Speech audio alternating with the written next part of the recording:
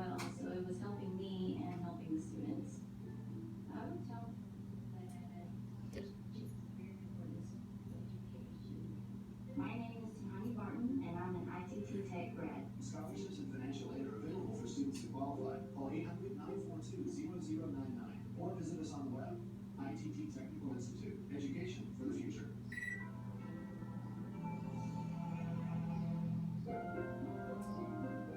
Witnesses told police they saw a block down an apartment store parking lot.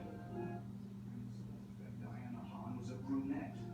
In a search warrant, investigators found evidence that Hahn was a master of disguises. When we executed a search warrant in her room, we found out her different gears and we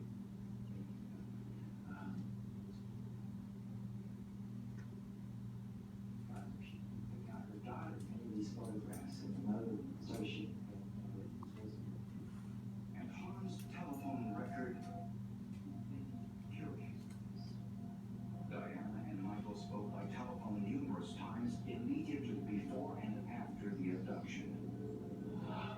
Based on the telephone calls and the forensic evidence, prosecutors say Diana Hahn rented the car under her own name because rental agencies require a valid driver's license.